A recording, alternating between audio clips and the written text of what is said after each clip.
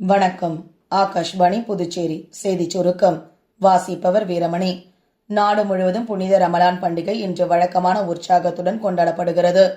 இதனை முன்னிட்டு குடியரசுத் தலைவர் திருமதி திரௌபதி முர்மு, குடியரசு துணைத் தலைவர் திரு ராதாகிருஷ்ணன், பிரதமர் திரு நரேந்திர மோடி, உள்துறை அமைச்சர் திரு அமித்ஷா உள்ளிட்ட பல்வேறு தலைவர்கள் தங்களது வாழ்த்துக்களை இஸ்லாமிய மக்களுக்கு தெரிவித்துள்ளனர். புதுச்சேரியிலும் கொண்டாடப்பட்ட ரமலான் பண்டிகையில் கடற்கரை காந்தி சிலை எதிரே ஏராளமான இஸ்லாமியர்கள் சிறப்பு தொழுகையில் ஈடுபட்டனர். தொடர்ந்து ஒருவருக்கொருவர் கட்டி தழுவி தங்கள் வாழ்த்துக்களை தெரிவித்துக் கொண்டனர். துணை குடியரசுத் தலைவர் திரு சி பி ராதாகிருஷ்ணன் இன்று முதல் 2 நாட்கள் மகாராஷ்டிரா மாநிலம் செல்ல உள்ளார்.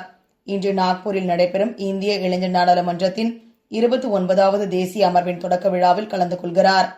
பின்னர் மும்பையில் நடைபெறும் ரத்தன் டாடா மாநில திறன் மேம்பாட்டு பல்கலைக்கழகத்தின் முதல் பட்டமளிப்பு விழாவில் கலந்து கொண்டு பட்டங்கள் வழங்க உள்ளார். ஏப்ரல் 1 முதல் புதிய வருமான வரி சட்டம் அமலுக்கு வருகிறது. வருமான வரி சட்டத்தின் 819 பிரிவுகள் 536 குறைக்கப்பட்டுள்ளதாக தகவல்கள் வெளியாகியுள்ளன. உலக வனநாள் இன்று கடைபிடிக்கப்படுகிறது.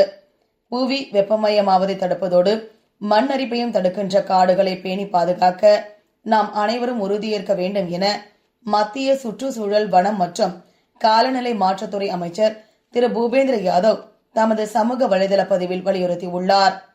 ஆர்லின்ஸ் மாஸ்டர்ஸ் பேட்மிண்டன் போட்டியில் இன்று மாலை நடைபெறவுள்ள மகளிர் ஒற்றையர் பிரிவின் அரையிறுதி ஆட்டத்தில் இந்தியாவின் தன்வி சர்மா முன்னாள் உலக சாம்பியனான ஜப்பானின் நொசாமி ஒகுஹாராவை எதிர்கொள்கிறார்.